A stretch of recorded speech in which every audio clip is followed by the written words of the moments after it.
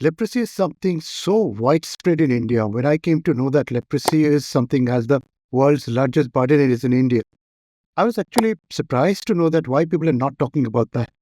The amount of discussion that is going on with HIV/AIDS or even cancer or any other disease, TB, for example, but leprosy is not so talked about. I was very surprised to know that there are colonies in India where the persons affected by leprosy and the families are living there for 50 years or 100 years now. How come people can be secluded and they are like isolated from the mainstream society?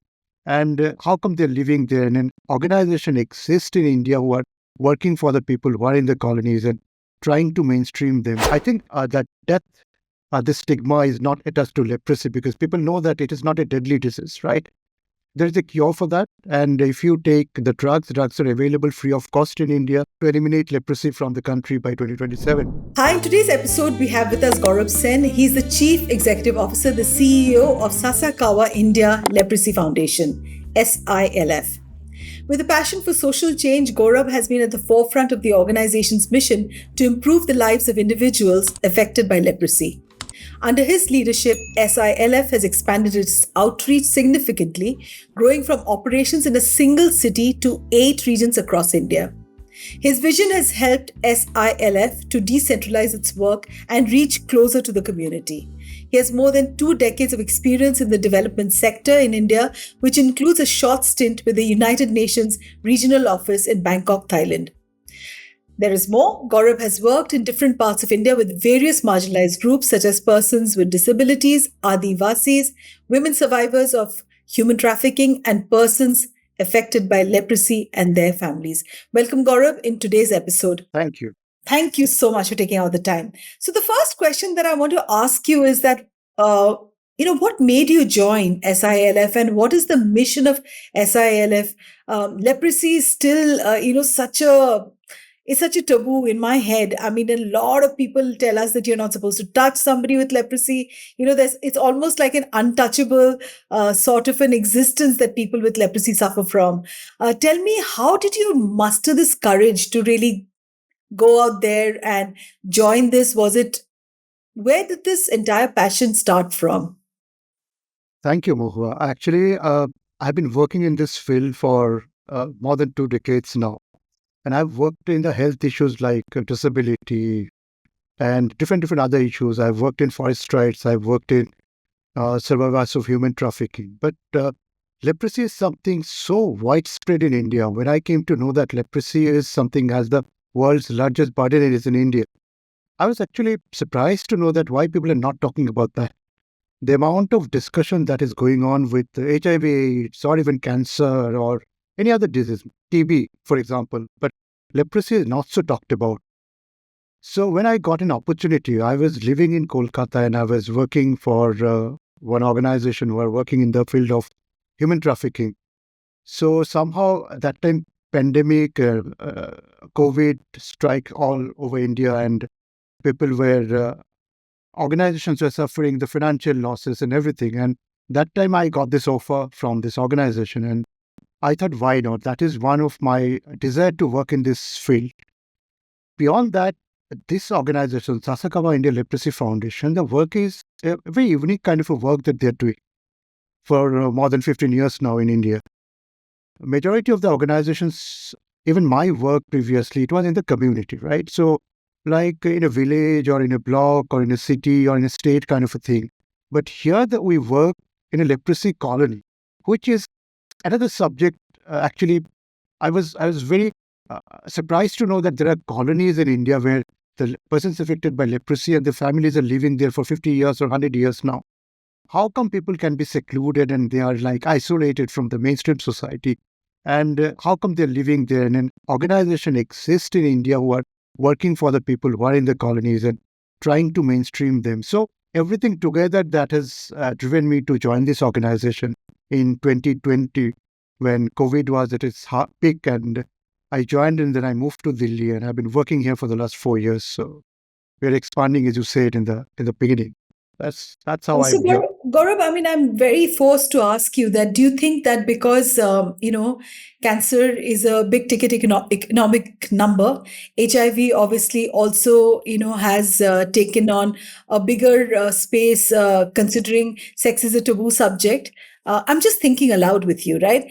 And people do not talk about autoimmune disorders. People do not talk about leprosy, as you rightly mentioned.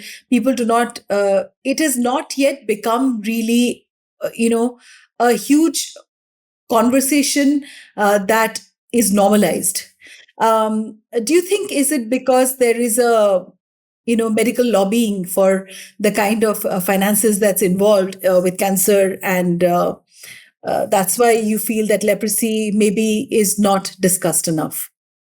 I believe that, I mean, I can talk about the organization level or as a normal human being. I think that death, this stigma is not attached to leprosy because people know that it is not a deadly disease, right? There is a cure for that. And if you take the drugs are available free of cost in India. Every hospital, they provides MDT, multi-drug therapy, to the patients, and anybody can walk in and then they can get this free of cost. So, and it is curable. If you can detect this early, you have no fear of any damage, any ulcer or any amputation in your body. So that might be the reason that people are. It is a secondary subject to discuss. And we have leprosy offices across the country. We have state leprosy officers who are looking after this disease for many years now in India. And the government has also put a lot of emphasis to eliminate leprosy from the country by 2027. So even the WHO, World Health Organization, has also decided to do that. So there is no dearth of initiatives in India, but I think people are a bit they're negligent about the fact that leprosy can occur to anybody, and that can cause any kind of damage if this is not being treated early. If this is treated early, this is just a patch. It's just a patch, and that can be treated in 6 months or 1 year time with therapy. I think that's the reason, maybe. But whereas cancer or HIV initially, now people are also not talking much about HIV, but we know in 90s and early 2000s, so people were talking about HIV. There are a lot of hoardings everywhere. The television advertisements were coming.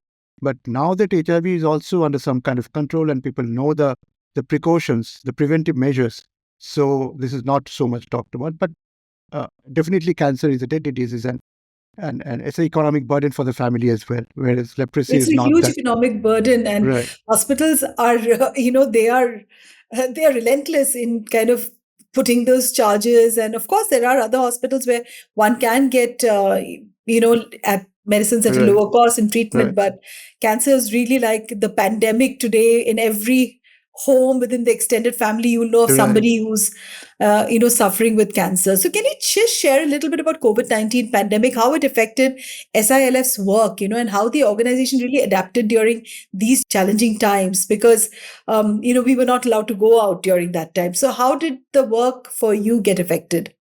Definitely. I told you, I joined during the pandemic to 2020 December. I joined the organization, and we have never worked. Work from home is not a concept for the development professionals. For the ITs, it is always a concept, and they're doing it for the last 2 decades when computer was invented at home. But for us, it is all about field work.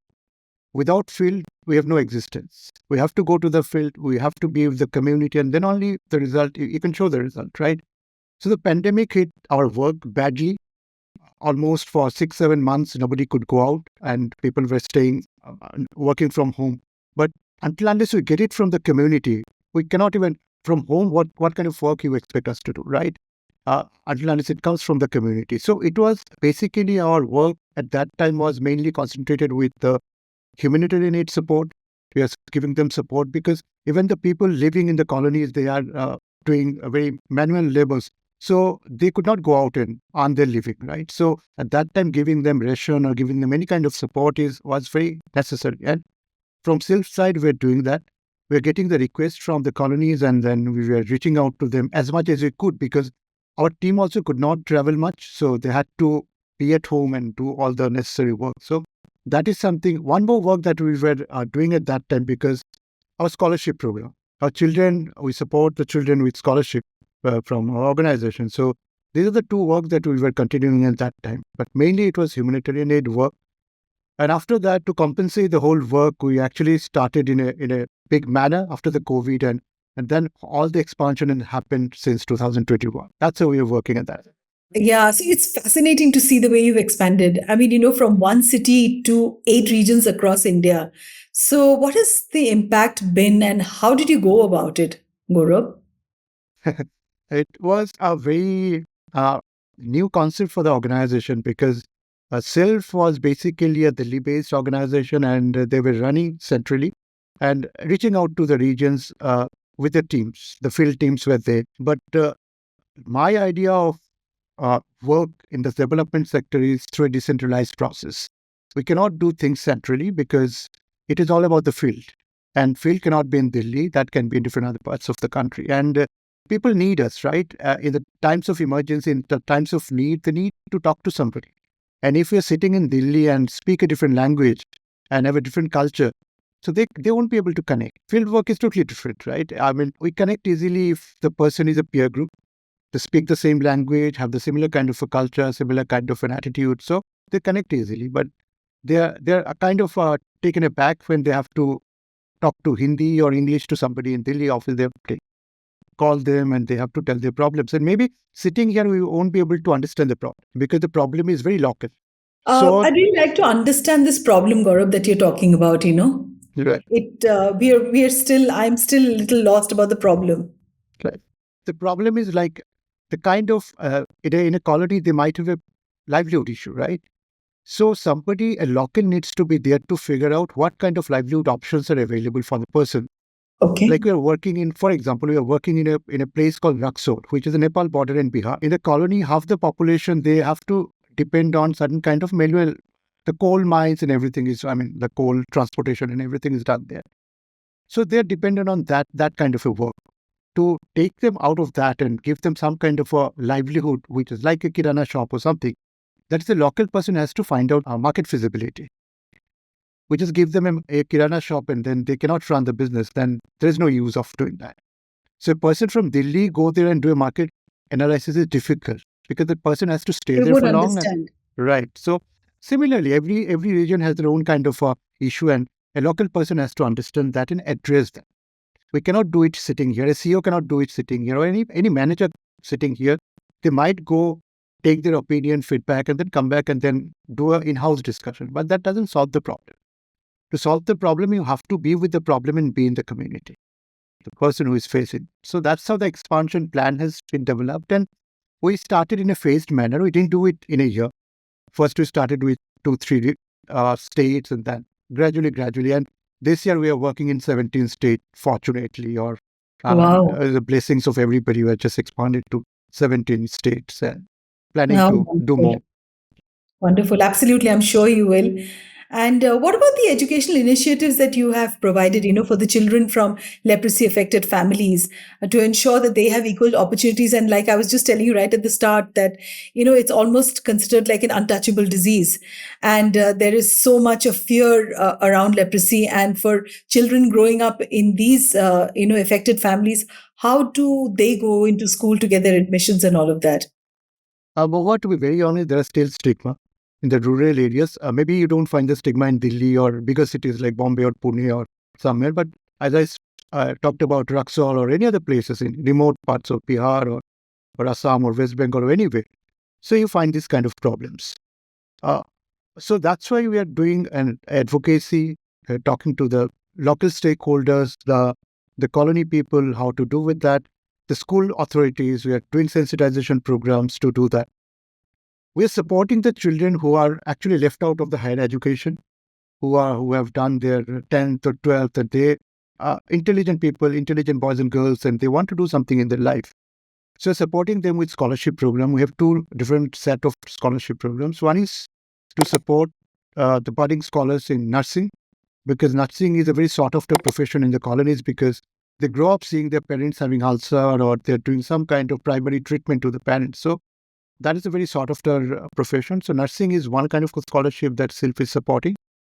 Another one is for higher professional courses. We call it His Holiness Dalai Lama Sasakawa Scholarship. So that is about supporting youths with scholarship on like professional courses like management, MBA. or engineering or hospitality management. So these kind of courses. So these are the one initiative that we are doing. Apart from that, we are also supporting youth with skilling who cannot pursue a course in a higher professional course.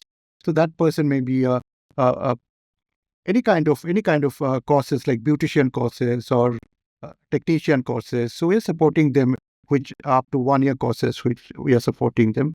Beyond that, we are also running after school learning centers. These are kind of tuition centers Okay. for the children from the colony who need some kind of support, tuition support, you can say, who are weak in English, mathematics, or computer.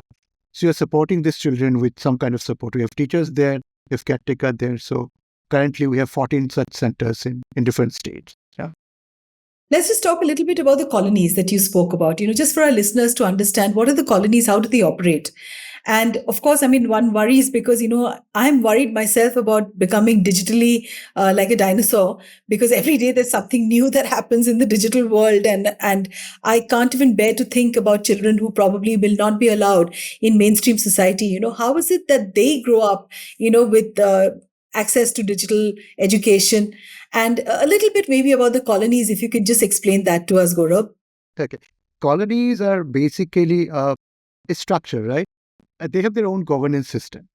Just like any village, they have their own panchayat. So colonies have their own panchayat system. And there is an organization called Association of Persons Affected by Leprosy. That Okay. is by the people, of the people, for the people. So it is an organization formed with the persons affected by leprosy. So they have the state leaders in every state, and they're called state leaders. And there is a colony leader. Colony leader is the person is a mukhya Okay. of the colony, and people listen to him. And they have their own system of electing or selecting a mukhya every year or every 2 years. So they have their own governance system. And it is actually self-settled colonies in India where very old age, they were thrown out from the family because of the stigma. So the people affected by leprosy, they come together, they formed a colony. They were given a land sometimes by the government, sometimes by an individual, sometimes by different departments like railway has some donated some land. So they have their own land and they settle there. So it's a closed entity living in a closed community and their families. And then later on, they got married and they have their own children who are living in the colony for a long time. So, not that every family has a persons affected by leprosy now, because their grandfather might be affected by leprosy and who came and settled here. So, that is how the Okay. colonies are. Talking about the digital literacy for the children, as I mentioned, that we are running after school learning centers. So, these centers we are providing with the 2 computers and with a computer teacher so that they can come, all the children can come, they can get exposure to the computer, the digital literacy, and learn that.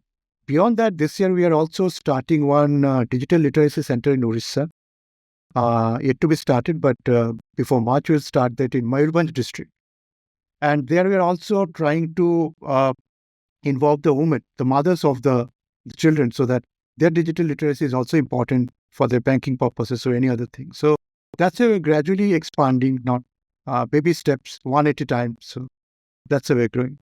So I'd really like to ask you, how is SILF working towards debunking all the myths, like the questions I asked you, and the public perception surrounding leprosy? What is it that you need to do, and how challenging is it? India is a big country, Mohua, and reaching out to many people is, as I said, it's all baby steps. So we have our different program segments to reach out to many kind of stakeholders. One I already mentioned about like sensitization programs in schools, colleges, so that the young children, the youths, they should know about this. They talk about this because we're not talking about this, so we are not knowing about the facts, right? There are scientific facts about it, so we need to talk about it. So we are talking about leprosy in every forum. We are meeting out government stakeholders in different parts. We are taking their support to reach out to people. We have community sensitization programs. We are reaching out to the corporates because corporates are also now interested. We are having support from Tata, Bajaj. So we have support from them. So we are reaching out to them. We have done corporate sensitization program as well so that people know about that, because most of the people, they think that leprosy doesn't exist anymore. It is a non-existent thing for most of the people that we talk to. And that is how I think today I'm sitting here with you is also one of the initiatives that we should talk about that, and people know at least even 100 people reach out to us after that, and that's a success for us. It is always challenging in India to reach out to many people at a time, but we are growing slowly. We are trying to reach out to maximum, and that's how we are now in 17 states with the support from people, with support from government authorities as well. So, can you just share with our listeners some of the success stories of individuals, who've really benefited with the program and have, the quality of their life has improved for people affected with leprosy? If you and that I think would be very hopeful for anyone listening to this, and they know somebody who's got, who's affected with the leprosy, and probably, like you said, that the entire myth continues even now. And any success story that you can mention to us? Sure. I actually am not taking the name, but I'm just telling you the story because without the consent, I cannot take the name as well. So we have one girl from Delhi who has been supported by us, very bright girl. So we have supported her for air hostess training. So she got the training for 1 year. So now she is actually the cabin lead in Indigo Airlines. So she is flying, and we showcase her success stories because we have a picture of her with Mr. Ratan Tata, the late Mr. Ratan Tata, and we actually, whenever we have a presentation, we show the picture and ask people like, can you identify who is a leprosy affected person? Because you cannot identify, right? You don't have. It is not written here that you are leprosy affected. It is nowhere. It is just a patch in your body, and it should not have any kind of stigma. So that girl is now have taken out her parents from the colony in leprosy colony in Delhi, and they have their own house outside because the car that takes her in the midnight or any time because she has to go to her duty for the airline. So the car cannot go to that interior lane in the colony. So she has taken out her parents. She has built a house in Delhi and she's living happily. She comes to all our programs. She's a very good looking. And now I think she's moving to an international airlines very soon. That's what she informed us. So we are very proud of. I have a smile on my face when I talk about her. So So so do I. I so, think yeah, kudos. right, To right. be able to change one life is hopeful for so many more. And that's the kind of impact that one needs to create of bringing in hope. Kudos, Gaurav. So, go, Rob. Yeah, go. So, what can the general public really do in supporting SILF's mission and help in this fight, to end leprosy related stigma? What is it that our listeners, whoever is going to listen to us and watch us speak, what is it that they can do if they would like to be part of SILF? I think for the listeners who would really like them to talk about leprosy, they should reach out to us. They should ask us if there is any question, anybody. I mean, we are not in Delhi, we are everywhere. We have our regional offices, we have our state structures in 17 states. So they can reach out to us at any time. They can talk to us the way we are reaching out to, because we cannot reach out to everybody. We want people also to reach out to us to know about that. It is not always about contributing through their money or their work, but it is also about knowing things. If you know something, Mohua, tomorrow you might tell somebody else that I've also known about that. The leprosy is curable, and there are scientific facts about leprosy. So we want general public to know about that, talk about that, and reach out to us if they have any query, any question, and any way they want to contribute. Somebody wants to maybe may want to see a leprosy colony tomorrow, right after this. So I want to see a leprosy colony because for me, first time I've seen leprosy colony in 2021. And I feel that I'm unfortunate that I didn't know about leprosy colony that existed. And I've been working in development sector since 90s. So it was unfortunate actually for me. So I think for anybody who is, and we are actually taking many people from colleges, from schools. Now people want to see leprosy colonies.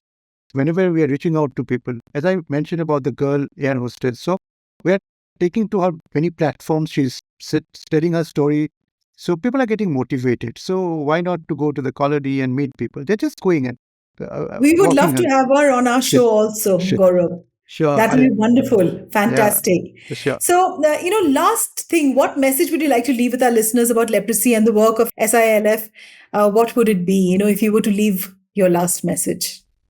Talk about leprosy, because the more you talk, more you know about the scientific facts about leprosy, and from there we can maybe 10 years later we will say that there is no leprosy because we have come a long way. We've worked a lot. India as a whole, different organizations are working there. The government is doing a lot of work in leprosy. So I think let us talk about leprosy. Let us spread the word that leprosy is curable. So that's the message from our side. Thank you, Gaurab. And for all our listeners, leprosy is curable. And tune into this episode is what I will say. And it's been an honor to have you on our show today. Thank you so much for taking out the time. Thank you. Thank you, Mohua. Thank you.